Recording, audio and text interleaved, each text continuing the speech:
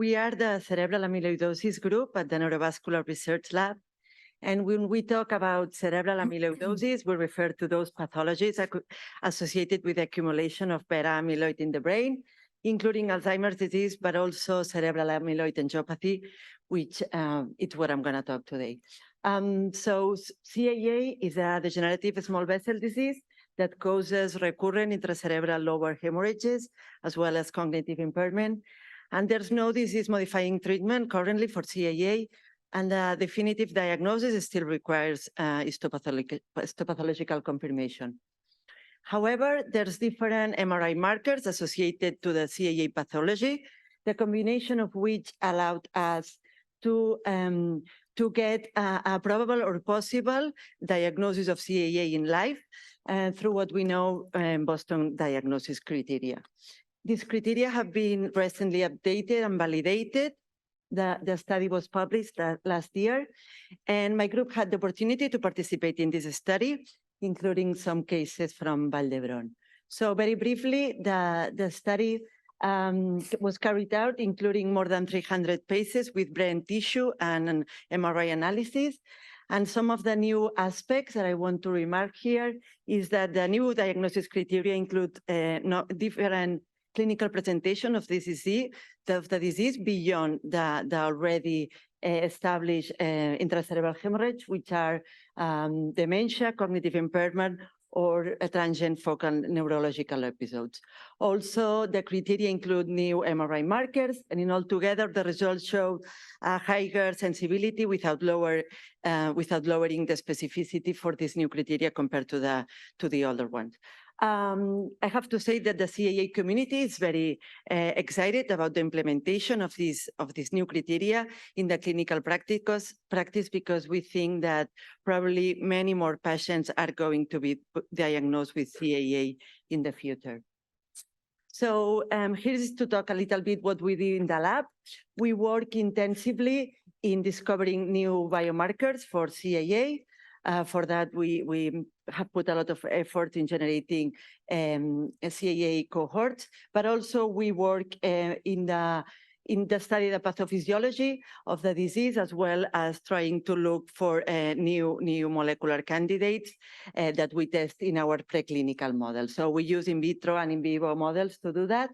But today I would like to talk you a little bit more in detail about one of the projects that I think that covers the three principal lines of research of the lab, which is the project entitled Role of MFGE8, also known as lactadrin. I'm going to refer as lactadrin from now on in CAA as a potential biomarker and therapeutic target.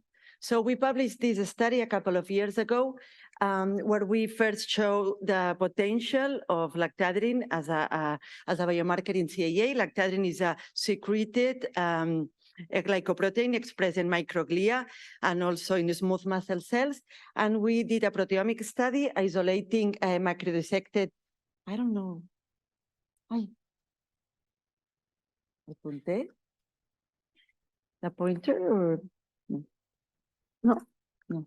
Okay, so isolating amyloid plaques as well as amyloid brain vessels. And in order to select those proteins specifically co-accumulated with vascular amyloid.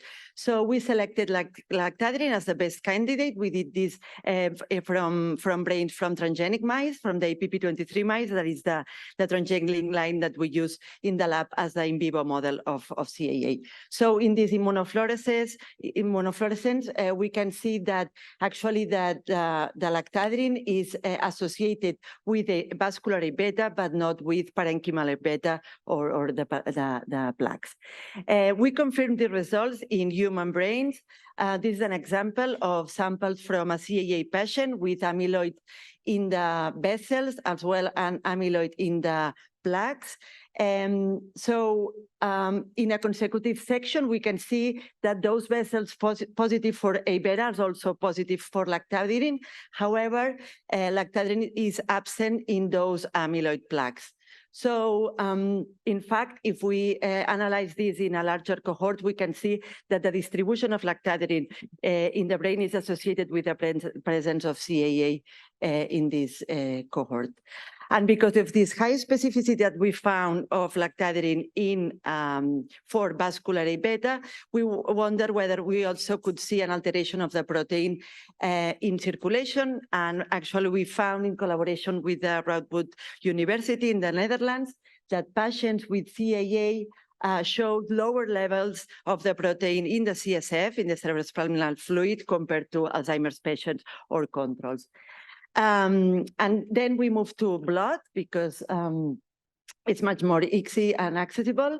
And in a pilot study, we are also observing that CAA patients present lower levels of lactadrin compared to controls.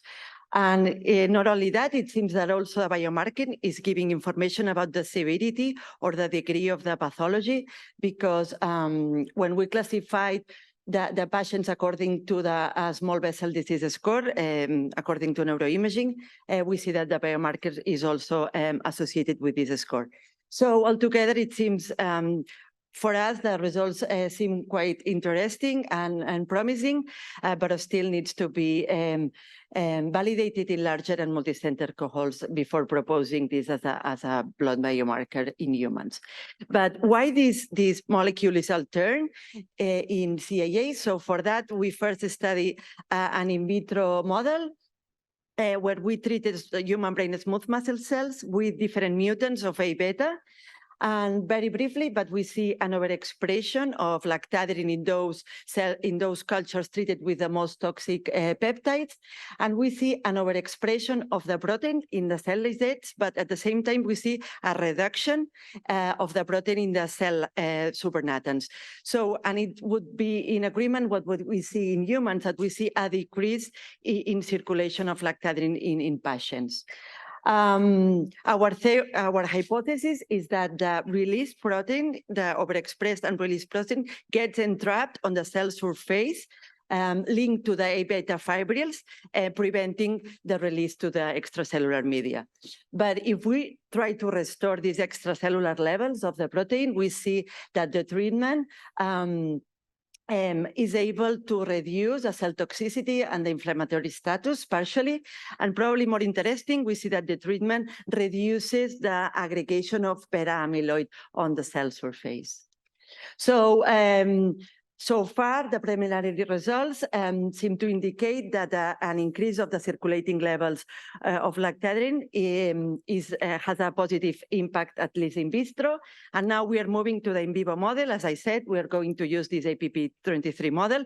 This is an interesting model to study CAA because it presents spontaneous cerebral microbleeds spontaneously that we can detect by MRI and are associated with a CAA pathology like it would be in humans. So in this model, we see an increase of the presence of lactadrin in brain vessels, which is strongly associated with the occurrence of CAA. So our next aim, which is part of the project that it's been recently funded, is to modulate this lactadrin in the APP23 mice and to study the effect in terms of hemorrhagic load, CAA at a pathological level, as well as the cognitive function of the mice. And that's all. I finish here my presentation. I hope new tools will be available in a near future to better diagnose and treat CAA patients. And of course, thank you very much for your attention, and thank you to all my group at the Neurovascular Research Lab. Thank you.